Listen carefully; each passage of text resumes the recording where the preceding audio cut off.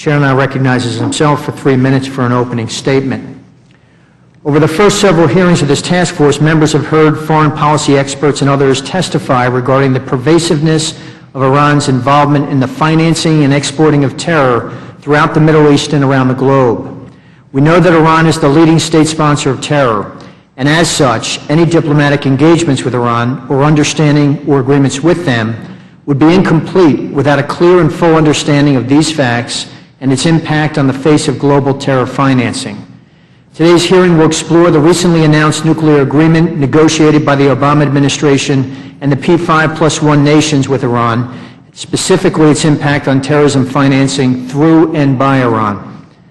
Most concerning to many members of this bipartisan task force is the easing of congressional sanctions, and with it the danger that a new influx of cash will find its way to terrorist organizations threatening to strike the United States of America.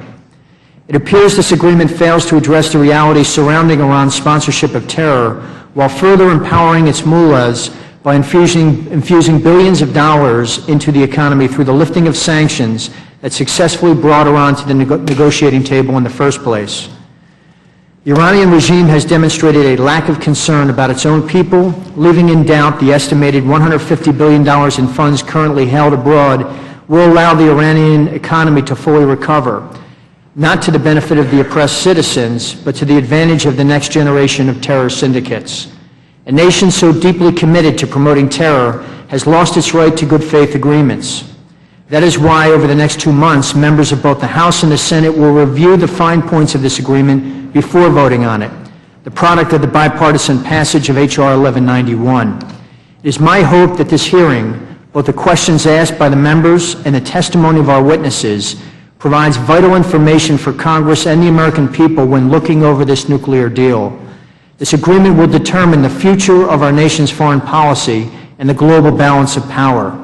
It is far more significant than a presidential legacy or the political goals of any party, and cannot take place with an eye on the next election or an ideological allegiance.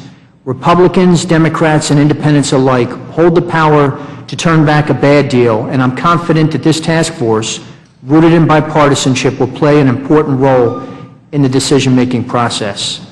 This time I'd like to recognize the task force's ranking member, my colleague from Massachusetts, Mr. Lynch, for an opening statement.